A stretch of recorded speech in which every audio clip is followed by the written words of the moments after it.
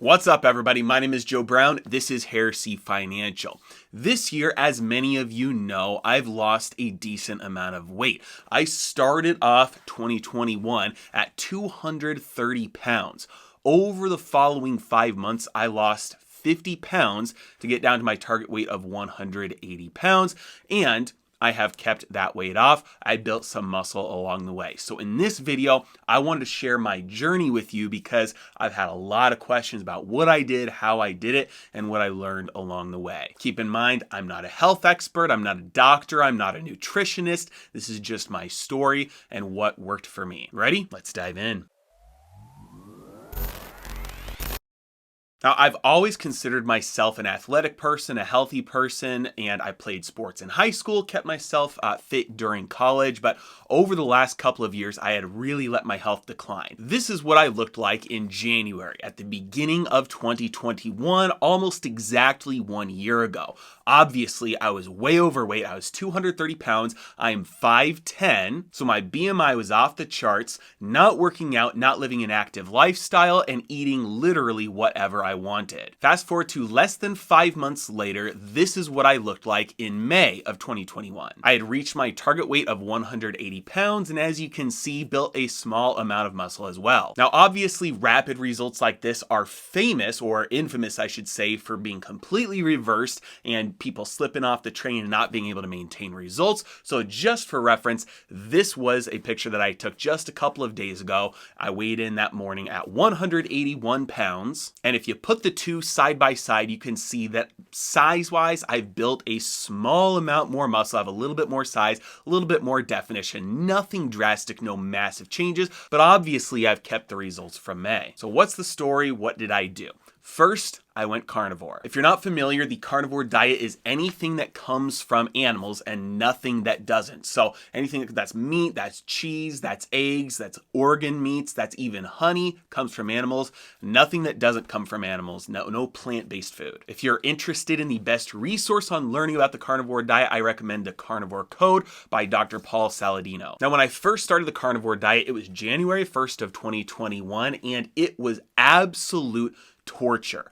Before this, I told you I had eaten literally anything I wanted, as much as I wanted. If you could say that one person was a glutton, that was me. My goal every time I got around food that I liked was to eat literally as much of it as I could. I was highly addicted to food, bread, sugar, everything. And so for the first 3 to 4 days, it was literally torture. I felt like a heroin addict. I felt like I was going through withdrawals. I literally fantasized about pouring bags of Skittles into my mouth to get that sugar craving, that carb hit. My mood was in the absolute dumps. I was in a terrible mood, had no energy, and it was one of the hardest things I've had to go through. But after those first 3 to 4 days, my cravings completely went away, and it got extremely easy to avoid those foods that previously all I wanted to do was eat as much of them as I could. Now, surprisingly, during the first couple of weeks, one of the other things that happened was I stopped craving alcohol.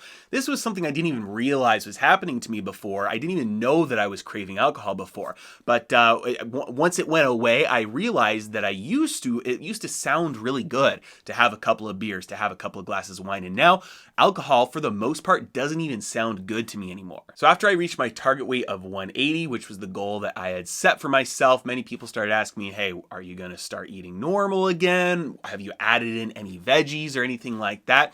And the answer is partly. From January to May, it was pure carnivore, absolutely only stuff that came from animals other than jalapenos. That was the only thing I cheated with because I can't live without heat. Since May until now, I've cycled in and out of what you could call hunter-gatherer / paleo to carnivore multiple times back and forth since May. Basically adding in some veggies, some berries, some fruits, but never ever touching ever again grains, especially wheat, any seed oils, any vegetable oils, or refined processed foods, especially ones with sugar. Now, if you want to know the reason to stay away from wheat, I highly recommend the book Wheat Belly by Dr. William David. Fantastic book that shows why wheat is poisonous and terrible for you, and it is not the same thing as humans were eating for thousands of years until roughly 50 to 100 years ago. And the reason why I'm staying away from seed oils and vegetable oils is number one, because they're not food. They're poison.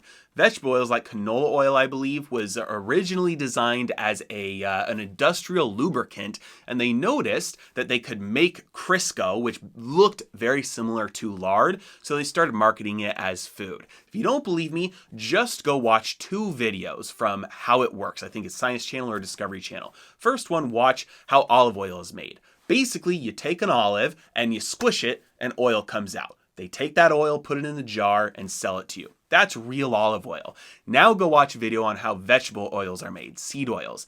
They take seeds, which, if you notice, seeds don't have that much oil in them. They have to put them through dozens of industrial processes like bleaching and adding chemicals, all sorts of things to extract all this oil out of something that doesn't have a lot of oil in it to begin with.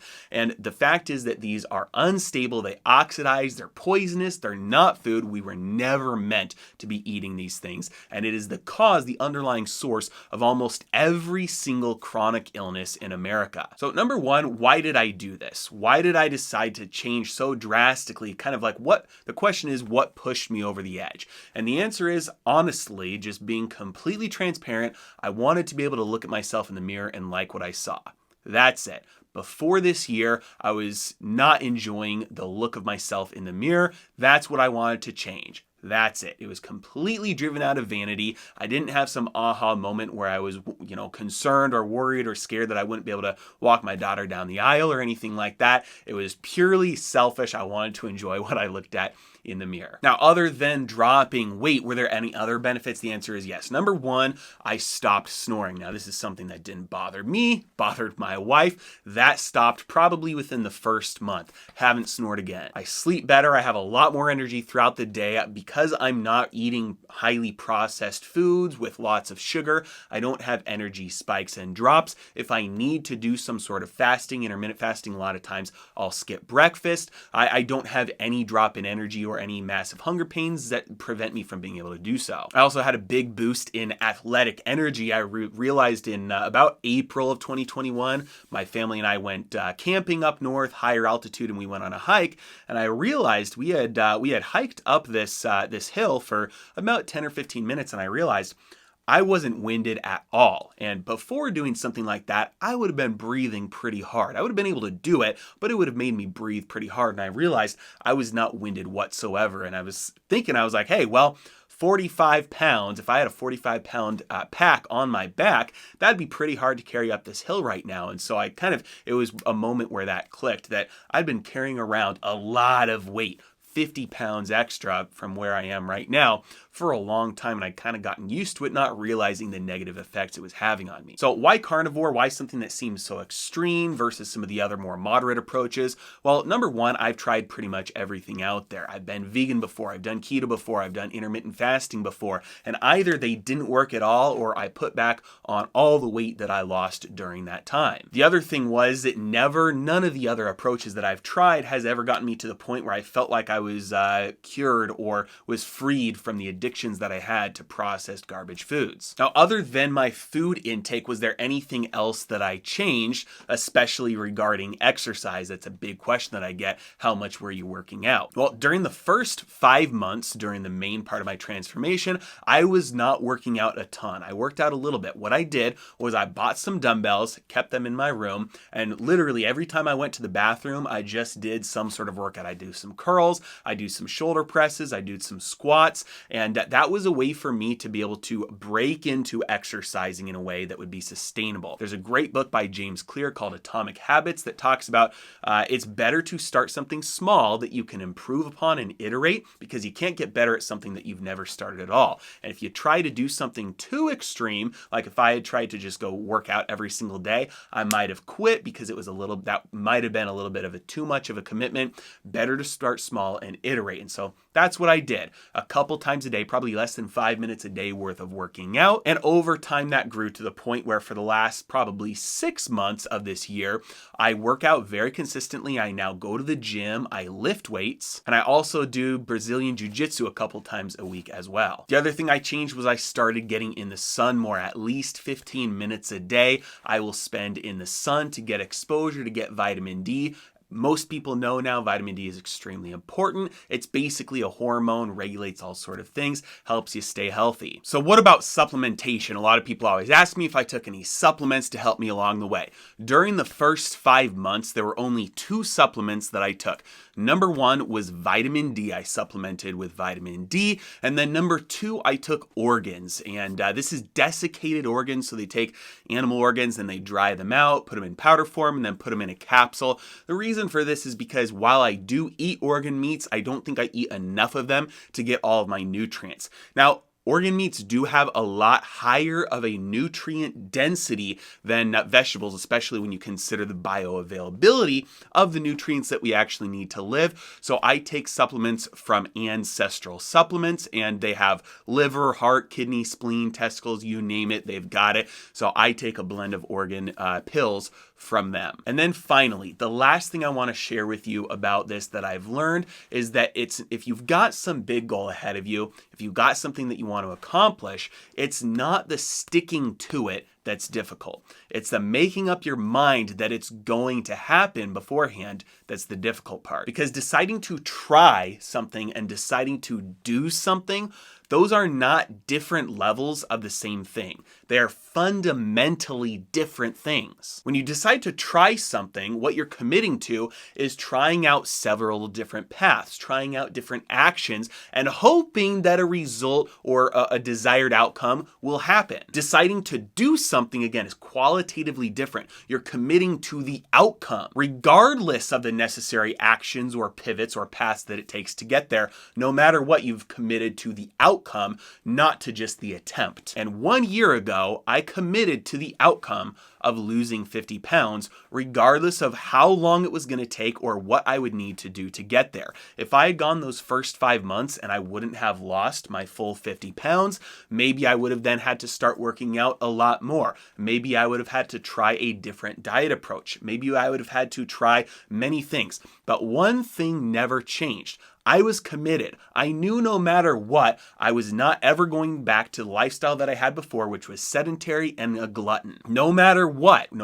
it took, I was going to achieve the results that I was looking for, even if it took me the whole year, even if it took me longer than a year, even if it took me having to completely start over from scratch and try something new. The outcome was going to happen no matter what. And being committed to the outcome, deciding to do something rather than deciding to try something, was the difference that made it easy along the way. So committing to an outcome rather than committing to try, I think, is the first most important thing to being able to accomplish something that is very difficult. The second thing is something that I call habit hacking, and that is simply something that I did to retrain my brain. A lot of things that we do through life are just the results of habits. When I walk in somewhere and there's food, my habit, I get a trigger, I get a craving for the food, and I eat as much of it as I possibly can.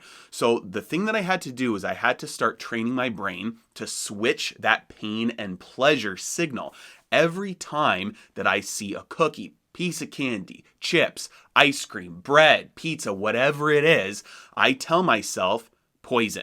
Just in my head, not even out loud, I just say the word poison. Literally every time I saw something that I used to crave, I would say to myself, poison, poison, poison, all day long. Because the reality is a lot of this stuff actually is poison, right? It's not food. It's not doing our body any benefits. It's not giving us any nutrients. All it is doing is slowly killing us and contributing to these long-term chronic illnesses. So I had to tell myself the truth and slowly brainwash myself, convince myself of the truth that that stuff is not something I should desire anymore. I shouldn't have the craving for it. The dopamine, the chemical responses, those pleasure, I need to reject those and tell myself, no, that's pain, that's killing me. And then instead, every time I see that, and every time that I see, think about working out or think about eating something that's healthy, I tell myself, look at how much you enjoy looking at yourself in the mirror. And I know that sounds extremely vain and self-centered and self-absorbed, but you have to rewire those brains. If you want to accomplish something, if you want to have a new habit